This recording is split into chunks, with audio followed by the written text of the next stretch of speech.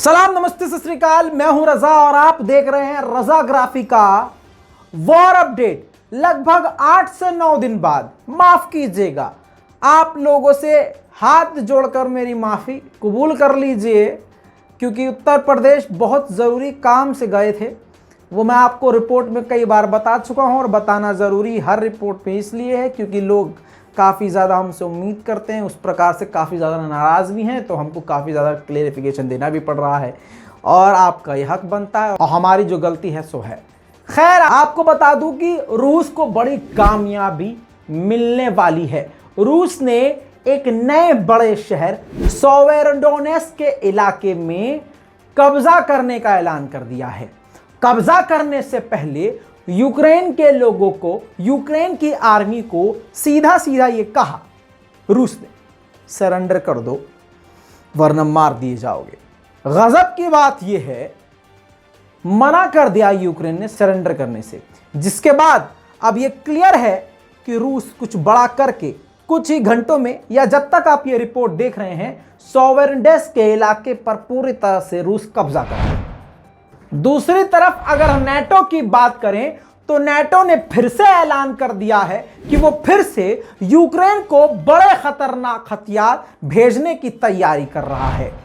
इतना ही नहीं दोस्तों, उधर से अमेरिका ने फिर से ऐलान कर दिया कि हम हैवी गाइडेड मिसाइल यूक्रेन को भेजेंगे और डिफेंस सिस्टम भी और भी मजबूत भेजेंगे।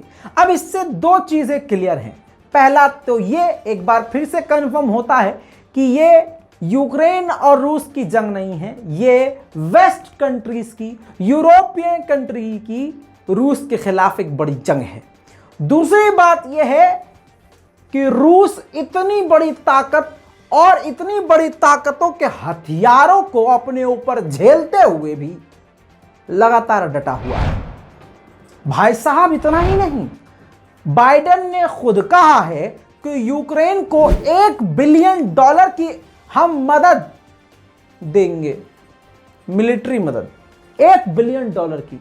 जितना हथियारों पर सिर्फ यूक्रेन में सारी दुनिया मिलकर खर्च कर रही है, खुदा की कसम उसका आधा भी अगर दुनिया के गरीब देशों की मदद की जाए, गरीबों की मदद की जाए, तो दुनिया से आधी गरीबी यूं ही मिटाई जा सकती है। वेस्ट की कंट्रीज किस तरह से हथियार पहुंचा रही हैं, वो लगातार मैं आपको दिखा रहा हूं सबूत के साथ। आप जानते हैं कि दुनिया में पहली बार किसी देश की इतनी बड़ी तादाद में और इतने बड़े लेवल पर हथियारों से, पैसों से, हर तरह से मदद पहुंचाई जा रही है। अब इसको एहसान फरामोशी ना कहें तो क्या कहें कि यूक्रेन के प्रेसिडेंट ने कहा कि हमने जितने हथियार वेस्ट कंट्रीज से मांगे थे, हमारी मांग के मुताबिक 10% भी उतने हथियार हमको नहीं दिए गए हैं। बताइए, हद ही हो गई है। अब इसी बीच में आपको इंटरनेशनल बड़ी खबर देना चाहता हूं। अफगानिस्तान से जुड़ी हुई ये खबर है, इसीलिए कहता हूं हमारी किसी वीडियो को मिस मत किया कीजिए। बहुत ज़रूरी होता है देखना, बहुत ज़रूरी है। किस रिपोर्ट में हम क्या बता दें हमको खुद ही नहीं पता होता है, क्योंकि हम टीआरपी नहीं खेल रहे हैं कि भैया हम अलग से रिपोर्ट बनाएंगे, पैसा कमाएंगे। नहीं, हमारा तरीका काम करने का ये है कि एक ही रिपोर्ट में जितना मसाला हो सब भर दो, ताकि हमारा भी वक्त बचे और आप भी सुकून से एक ही रिपोर्ट में सारी खबर देख लें। अब आप समझ लीजिए इसी बात से कि रूस ने अफगानिस्तान को मान्यता, तालिबान सरकार को मान्यता देने के लिए कह दिया है और रीजन ये दिया है, वजह ये बताई है, क्योंकि अफगानिस्तान में भुखमरी बढ़ रही है, बेरोजगारी बढ़ रही है, जिसका बहाना करते हुए समझ लीजिए रूस ने तालिबान सरकार को रिकॉग्नाइज यानी मान्यता देने के लिए कह दिया है। अब इसी बीच में जान लीजिए, उधर से तालिबान के डेलीगेशंस मॉस्को पहुंच गए। रूस, अरे भाई साहब कमाल हो गया, धोती फाड़ के रुमाल हो गया। देखिए तो, ये देखिए, तालिबान फुल स्वैग में रूस पहुंच गए और रूस ने अगर इनको मान्यता दे दी तो समझ लीजिए फिर बवाल हो जाएगा। दूसरी तरफ स्वीडन की थिंक टैंक ने बड़ी बात बताई है। कहा है कि पिछले 35 से 40 साल में पहली बार न्यूक्लियर हथियार का इस्तेमाल का जो खतरा है वो पहली बार 35 से 40 साल में इतना बढ़ गया है। आपको याद होगा, मुझे यकीन है कि नेटो और फिनलैंड के बारे में जो मुद्दा मैंने आपको बताया था चल रहा था, वो आपको याद होगा। स्वीडन और फिनलैंड को नेटो में शामिल होने की तड़प है, लेकिन इस बात के पूरी तरह से खिलाफ तुर्की है। अब नेटो के चीफ ने कहा है कि तुर्की को परेशान होने की जरूरत नहीं है, क्योंकि उन्होंने कदम उठा लिए हैं कि किसी भी तरह से तुर्की को खतरा इन दोनों देशों से ना हो। साथ में नेटो के चीफ ने कहा है कि तुर्की को अब परेशान नहीं होना चाहिए, फिनलैंड और स्वीडन को नेटो में शामिल होने देना चाहिए। दूसरी तरफ स्वीडन की प्राइम मिनिस्टर ने एक बार फिर से बात को रिपीट करते हुए कहा है कि तुर्की की जो टेंशन और चिंता है, हम उसको दूर करने के लिए लगातार तुर्की से बात कर रहे हैं, तुर्की से बातचीत बना रहे हैं और कोशिश कर रहे हैं मामले को जल्द से जल्द हल किया जा सके और तुर्की की जो चिंता है उसको हल किया जा सके। बाकी बात करूं अब पॉप फ्रांसिस की, तो पॉप फ्रांसिस ने साफ साफ कह दिया है कि वर्ल्ड वॉर 3 छिड़ चुका है, दुनिया कयामत की तरफ आगे बढ़ रही है, बवाल अब कम नहीं होने वाला है। यूक्रेन के दूसरे सबसे बड़े शहर खार्किव का सबसे बड़ा बाजार अजी खंडर हो गया है। इस जंग ने क्या हाल कर दिया है, देखिए खार्किव की इस मार्केट को।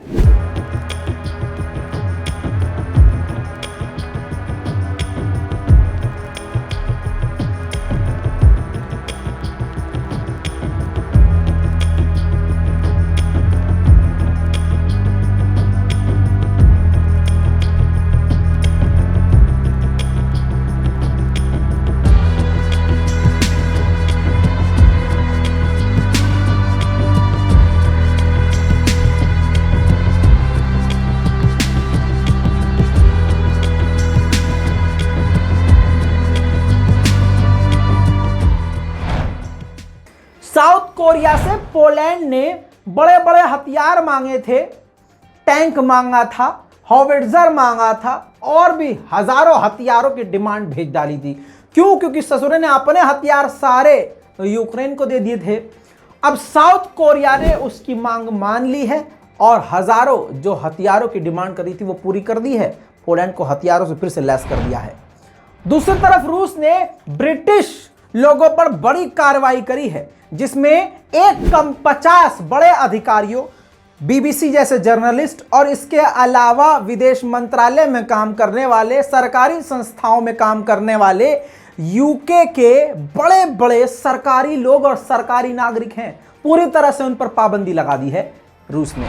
चीन के प्रेसिडेंट ने बात करी है व्लादिमीर पुतिन से और फोन पे बात करते हुए कहा कि चीन हमेशा से रूस का समर्थक रहा है और इसी तरह से वो रूस के साथ खड़ा रहेगा।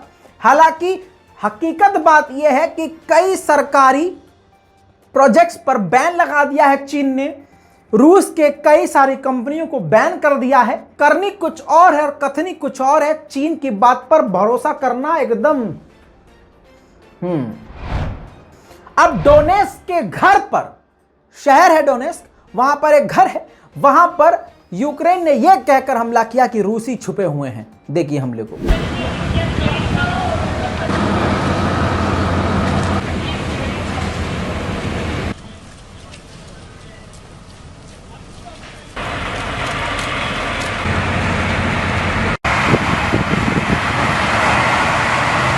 Было страшно, очень страшно, до ужаса, даже непередаваемо. И они ложились где-то вот тут, рядом со...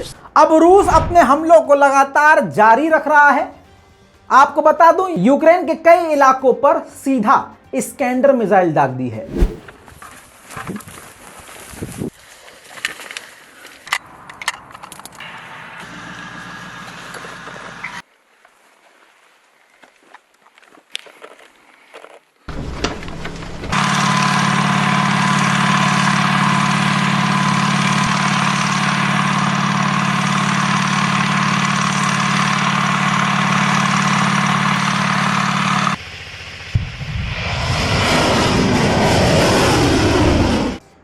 दूसरी तरफ रूस Su-25 को लगातार इस्तेमाल कर रहा है बहुत नीची उड़ान भर भर के यूक्रेन के बड़े बड़े शहरों पर बमबारी कर रहे हैं रूस के Su-25 फाइटर जेट।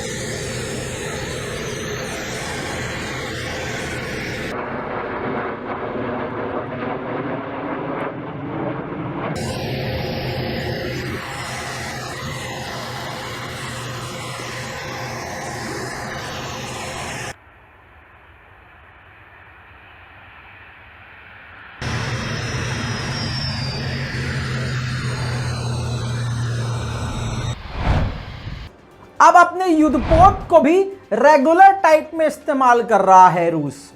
अब आप स्क्रीन पर देखिए, अपने युद्धपोत से समुद्र से कैलिबर मिसाइल भी यूक्रेन पर दाग रहा है रूस।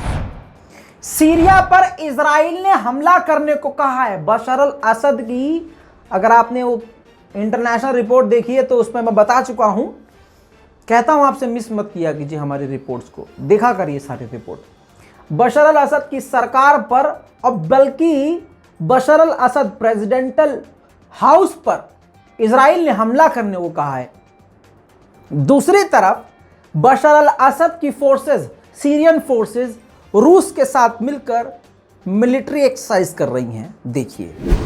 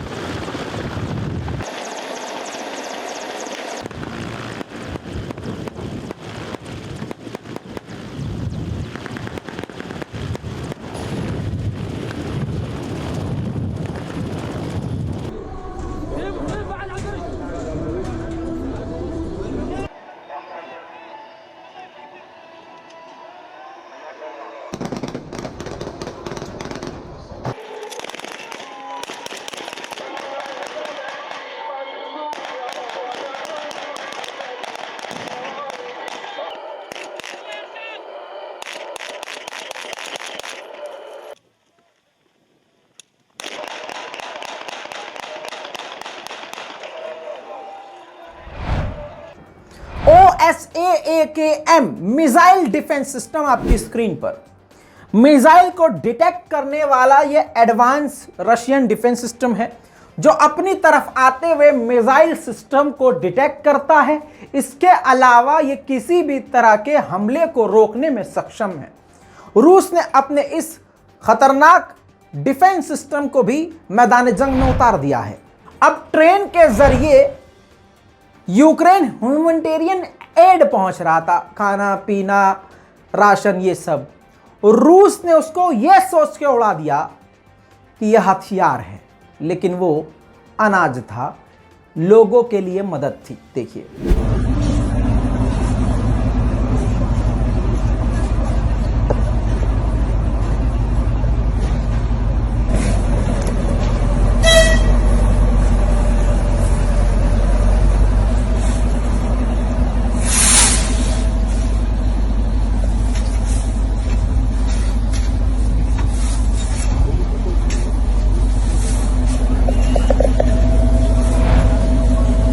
दूसरी तरफ अमेरिका, आपकी स्क्रीन पे अमेरिका के डिफेंस मिनिस्टर और यूक्रेन के डिफेंस मिनिस्टर ने मुलाकात करी है।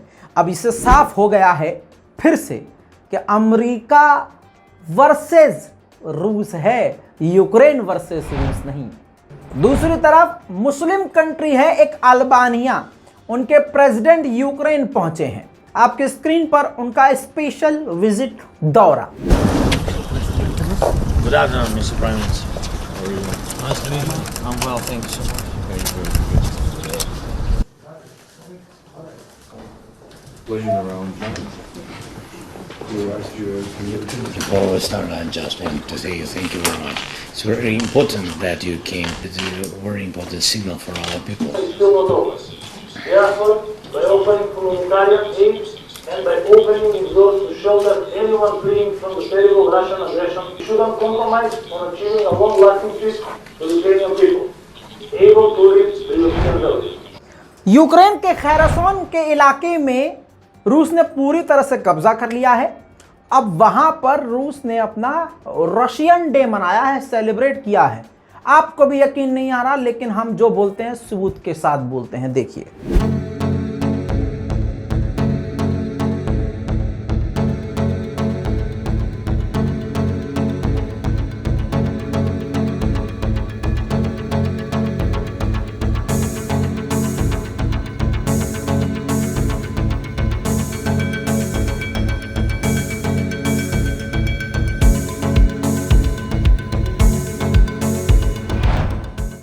एक बार आपको फिर से बता दूं, रूस समुद्र के रास्ते से बड़े खतरनाक लेवल तरीके से मारियोपोल के अंदर घुस के जो स्टील है मारियोपोल का, उसको चुरा के अपने माल गनीमत के तौर पे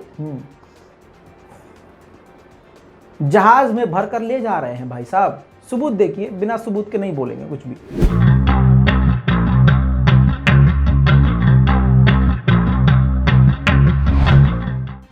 वहीं पर मारियोपोल समेत पूरे यूक्रेन में रूस के सारे नेटवर्क बैन हैं। अब मारियोपोल में रूस का कब्जा हो गया है, तो रूस ने भाई साहब वही काम किया जिसके लिए जाना जाता है। अपना बड़ा सा ट्रक भेज दिया, उस पर बड़ी बड़ी स्क्रीन लगी हुई है। मारियोपोल के हर नुक्कड़ और चौराहे पर इसी तरह से स्क्रीन पर देखिए, इसी तरह से अपना मीडिया, अपना न्यूज़ चैनल वो दिखा रहा है। खैर, ये थी स्पेशल वॉर रिपोर्ट। इस पूरी रिपोर्ट पर आपकी राय क्या है? अपनी राय कमेंट में ज़रूर लिखिए। बार बार कहता हूँ, हर बार कहता हूँ, फिर से बोल रहा हूँ, इंस्टाग्राम पर भाई हमको फॉलो कर लीजिए। कभी भी बीच में गायब हो जाते हैं हम, समझ रहे हैं, और बता कर जाना सही नहीं रहता है। आप समझिए, हमारे जो सिक्योरिटी एडवाइज़र हैं वो ये हमारे पास भी सिक्योरिटी एडवाइज़र है, हाँ, तो वो हमको बताते रहते हैं कि क्या करना। अब हम अपने कहने पर सिर्फ नहीं चलते हैं, जाहिर सी बातें हैं, सोचना समझना पड़ता है। इसलिए कहते हैं कि इंस्टाग्राम पे फॉलो कीजिए, ट्विटर हमारा ये अकाउंट है, इस पर भी आप हमको फॉलो कर लीजिए। और ख़ास कर आपको पता है कि बहुत बड़े बड़े जिसके 6-6 मिलियन सब्सक्राइबर हैं यूट्यूब पर थे, द लाइव इंडिया, उन बेचारे का यूट्यूब चैनल ही उड़ा दिया गया है। और यूट्यूब बिल्कुल बीजेपी की तरह काम कर रहा है, कभी भी कुछ भी हो सकता है। इसलिए कह रहे हैं कि हमारे रज़ाग्राफी अनस्क्रिप्टेड को भी सब्सक्राइब कर लीजिए, ताकि यहाँ कुछ हो खुदा ना खास्ता तो आपको दूसरी जगह तो मैं नजर आऊं। चलिए, वरना चाहे तो हम बेच ही लेंगे, दुकान बंद हो जाएगी तो हमें क्या दिक्कत है। आप भी बेरोजगार, वो भी बेरोजगार, मोदी जी का धन्यवाद सबको बेरोजगार करके लेवल पे लाने के लिए। चलिए, चाय बोले चाय, गर्मा गर्म चाय।